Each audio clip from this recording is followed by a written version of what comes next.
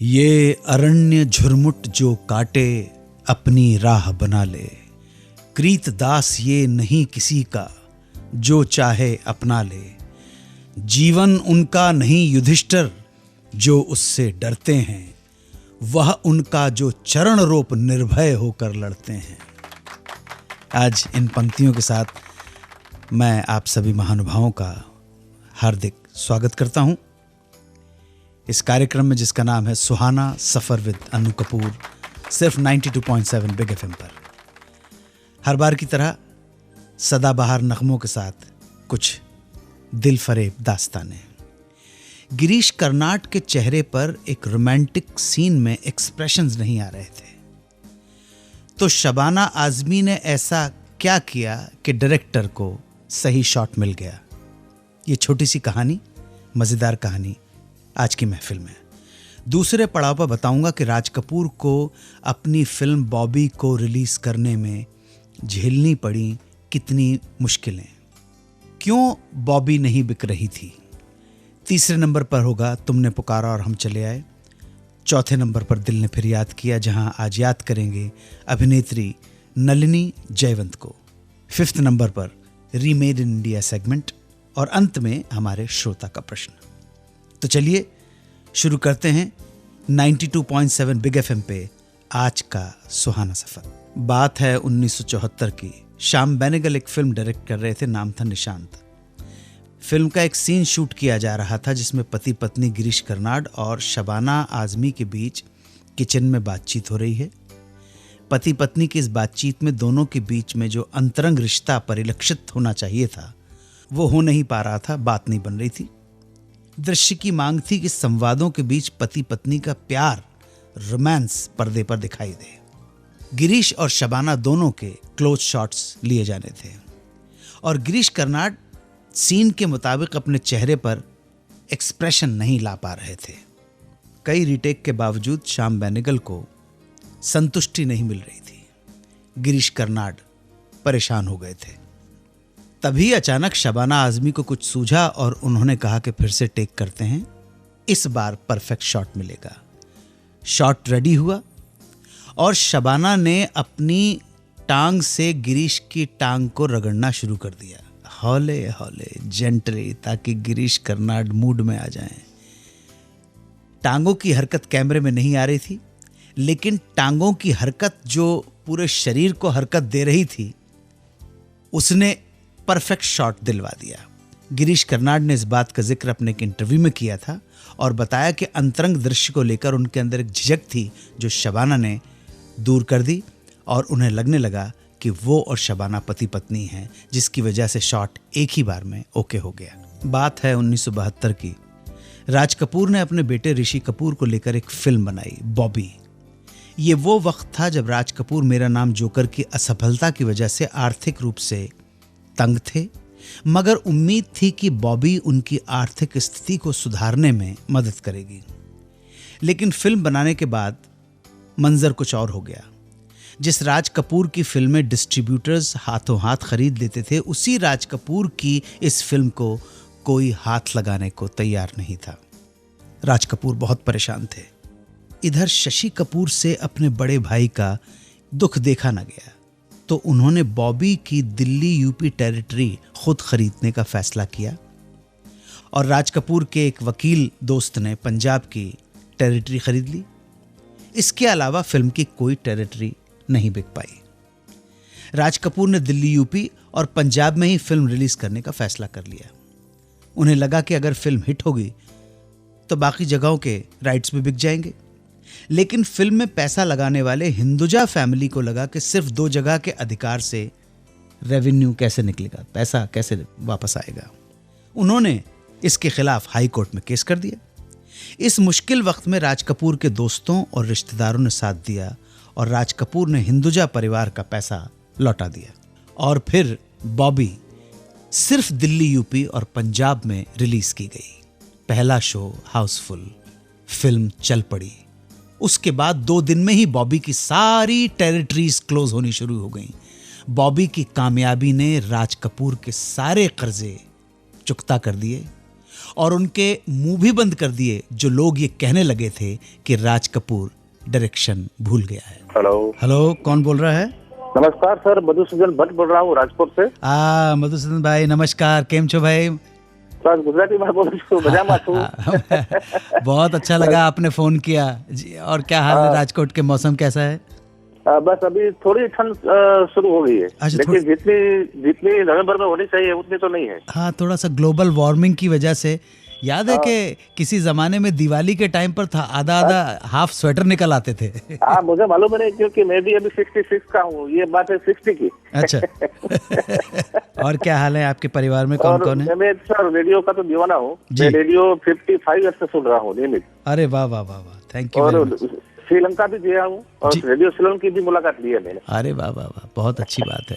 और थोड़ी जानकारी भी गीतों के बारे में, कलाकारों के बारे में रखता हूँ। जी जी जी, बहुत अच्छी बात है। आप हमारे ईमेल ले लीजिए और जो भी जानकारी हो आप हमारे साथ शेयर करें। हमें आपको जो भी ड्यू क्रेडिट है वो हम देंगे आपको। Thank you sir, thank you. एक बात और पूछना चाहता हूँ कि आप तो एक्टर बनाए थे और अनाउंसर बन गए, वो क्या बात है? मैं कुछ बना नहीं हूँ। मैं बना बनाया था। नहीं, आपकी आवाज मुझे बहुत अच्छी लगती है। आपका जो प्रेजेंटेशन है, आपकी प्रस्तुति है, काबिल तारीफ है। जी, देखिए ऐसा है, रोजी रोटी किस्मत कहाँ पे किस जगह दिलवाए कोई तो कह नहीं सकता है ना। वो कह नहीं सकता। अमिताभ बच्चन साहब तो दवाइयाँ बेचते थे, वो इतने बड़े स्टार बन गए। मैं कलेक्टर बनना चाहता था। जी, ये कलेक्टर एक्टर बन गए। मेरी पहली चॉइस वो नहीं थी। आपका जो काम मिस्टर इंडिया में था, हम में था, घायल में था, वो तो कभी हम बोल नहीं पाएंगे। थैंक यू मधुसूदन भाई। और क्या और रिक्वेस्ट है कि राजकोट आइए तो हमारे घर पर आइए। जरूर जरूर जरूर, राजकोट आना हुआ तो जरूर आऊंगा। आपको पसंद कोई गाना हो तो बता। मेरी भी इच्छा है कि ऑडियंस में मैं आपके साथ बातचीत कर सकूं। जरूर जरूर जरूर जरूर जरूर, इसीलिए आपसे बात कर रहा हूँ। कोई आपकी फरमाइश हो तो गाना सुनवा दूं आपको। मोहम्मद रफी मेरा प्रिय गायक है। मोहम्मद रफी का ऐसा गाना सुना है जो कम सुनने को मिलता है। ठीक है? कोई पर्टिकुलर गाना है? पर्टिकुलर गाना है वो मेरे हमदम मेरे दोस्त का छलकाए जाम। ओके। वो 68 की फिल्म है, मजनू सुल्तानपुरी ने लिखा है और लक्ष्मीकांत प्यारेलाल का संगीत है। बिल्कुल भट्ट साहब बिल्कुल सही बोल रहे हैं। मजरू साहब का कलाम है, लक्ष्मीकांत प्यारेलाल का संगीत है, बिल्कुल सही बोल रहे हैं। तो मधुसूदन भट्ट साहब, राजकोट वालों के लिए उनकी फरमाइश का ये गीत रहा, फिल्म मेरे हमदम मेरे दोस्त छलकाए जाम। Thank you sir, thank you, धन्यवाद। दिल ने फिर याद किया में आज हम याद कर रहे हैं गुजरे जमाने की मशहूर अभिनेत्री नलिनी जयवंत को। नलिनी जयवंत का जन्म बंबई में 18 फरवरी 1926 को हुआ। वो शोभना समर्थ की कजिन थी। 1941 में नलिनी जयवंत ने महबूब खान की फिल्म बहन में टाइटल रोल निभाया था और फिर कुछ और फिल्मों में काम किया।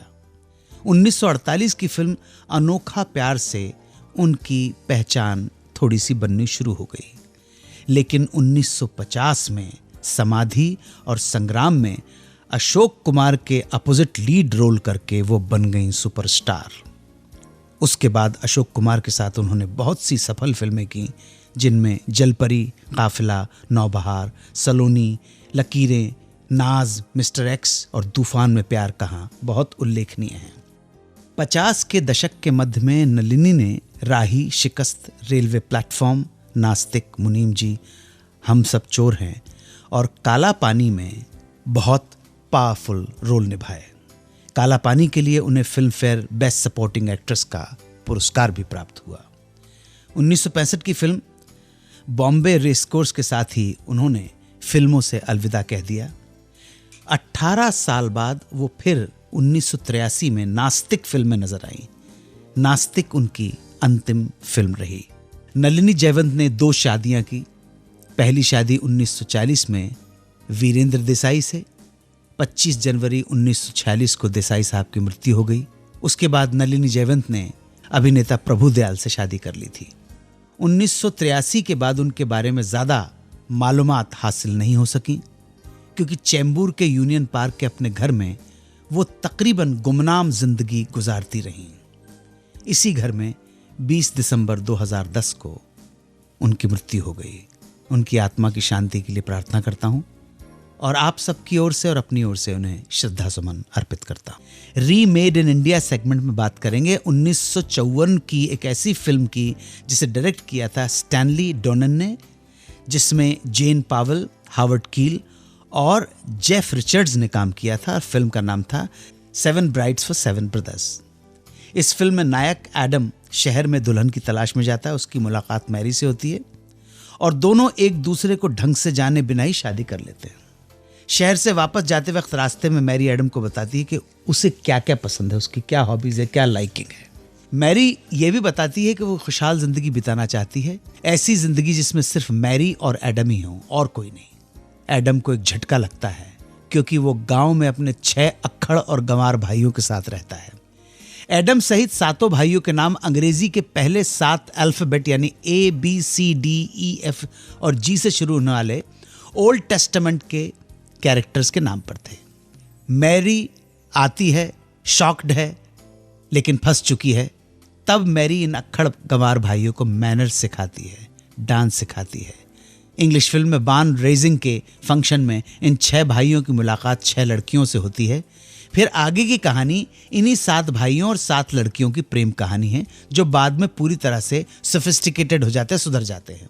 इसी प्लॉट पर हिंदी में फिल्म बनाई थी डायरेक्टर राज सिप्पी ने, जिसमें 7 भाई बने थे, अमिताभ बच्चन, सुधीर, शक्ति कपूर, पेंटल, कमलजीत सिंह, महेंद्र संधू और सचिन। फिल्म का नाम था सत्ते पे सत्ता। म्यूजिक दिया था राहुल देव बर्मन ने। अभिनेत्री के रोल में थी हेमा मालिनी, साथ में थी रंजीता के साथ और भी कई एक्ट्रेसेस। आज राजकोट के अतुल संघवी ने पूछा है कि क्या अनिल कपूर ने किसी फिल्म में शशि कपूर के बचपन का रोल निभाया है? तो अतुल भाई, हमने रिसर्च की और पता पढ़ ही गया। एक फिल्म की जानकारी हासिल हो गई है। ये फिल्म 1971 में बननी शुरू हुई थी। फिल्म का नाम था तू पायल मैं गीत। डायरेक्शन था कनक मिश्रा का। इसके लीड रोल्स में थे शशि कपूर और सायरा बानू। Music by Shankar Jaikishan. इस फिल्म में शशि कपूर के बचपन का रोल अनिल कपूर ने निभाया था। दुर्भाग्य से ये फिल्म किन्हीं कारणों से पूरी नहीं हो सकी और रिलीज नहीं हो पाई। ये फिल्म चाइल्ड आर्टिस्ट के रूप में अनिल कपूर की एकमात्र फिल्म थी। कहाँ से सवाल ढूंढ के लाए, हमें भी मुश्किल पड़ गया ढूंढना इस सवाल का जवाब, लेकिन ये जानकारी आपके साथ शेयर की। उम्मीद है कि आप संतुष्ट होंगे। आज के सुहाने सफ़र को देता हूँ यहीं विराम। कल फिर आकर हिंदी फिल्मों के कुछ और गीत और दास्तानें छेड़ेंगे इस कार्यक्रम में, जिसका नाम है सुहाना सफ़र विद अन्नू कपूर, सिर्फ 92.7 बिग FM पर। धन्यवाद, शुक्रिया, मेहरबानी, करम नवाजिश। जय हिंद, वंदे मातरम।